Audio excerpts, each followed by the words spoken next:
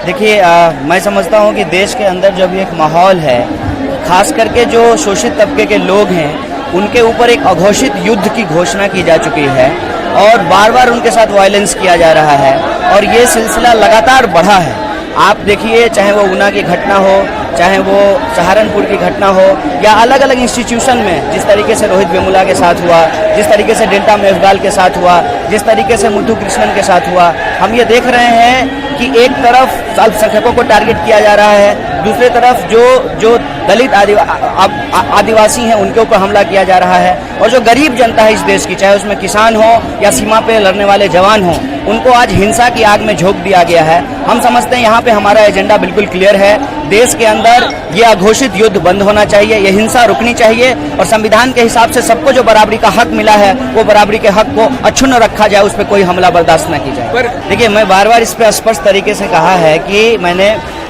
सरकार को, स्टेट को, जो इंस्टीट्यूशंस हैं उसको ऑब्जेक्टिवली काम करना चाहिए।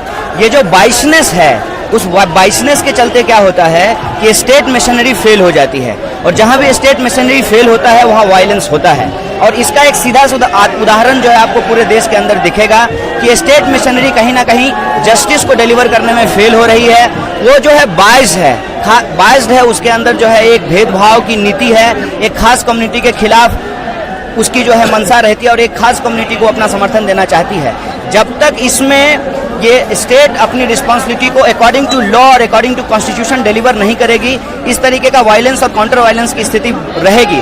मैं समझता हूं कि एट्रोसिटीज को जो रोकना है यदि, तो आपको जस्टिस डिलीवर करना पड़ेगा। आज 21 तारीख है और आप जानते हैं कि भगाना के अंदर जो दलितों के ऊपर अत्याचार हुआ उसके इतने साल हो गए और जस्टिस डिलीवर नहीं हुआ है। और जब जस्टिस डिलीवर नहीं होता है तो कहीं ना कहीं जो जनता जो प्रताड़ित होती है, जिसके साथ इनजस्टिस होता है, वो एक जो है वनरेबल सिचुएशन में जाती है, इम्पेशेंट होती है।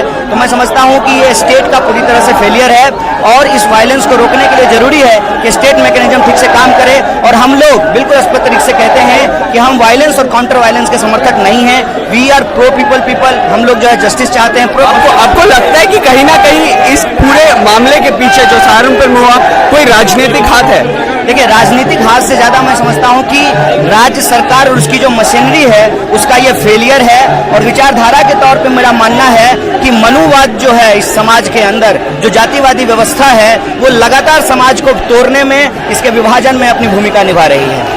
कि ये सिंपल सी बात है कि राज्य सरकारों को संविधान के अनुरूप काम करना चाहिए। हम जब कहते हैं संविधान की बात, तो इसकी प्रस्तावना वी द पीपल से शुरू होता है। इसमें तमाम जाति के लोग हैं, उनके साथ जाति के आधार पर कोई भेदभाव नहीं होनी चाहिए और किसी भी तरह का वायलेंस जो सोसाइटी के अंदर शांति को भंग करता है, हम लोगों से अपील करते हैं कि उसका हम समर्थन ना करें। लेकिन जो जस्टिस का सवाल है उसको हमको हर हाल में इंश्योर करना पड़ेगा और ये राज्य सरकार की मुख्य जिम्मेवारी है। अनबाइज्ड तरीके से उनको जस्टिस इंश्योर करना चाहिए और जो भी कल्प्रिट्स हैं उनको पकड़ करके उन पे ऊपर जो है रूल ऑफ लॉ के तहत जो मामला बनता है वो कार्रवाई करें और जो लोग विक्टिम हैं उनका जल्द से जल्द जो है पुनर्वास किया जाए, रिहेबिलिटेशन किया।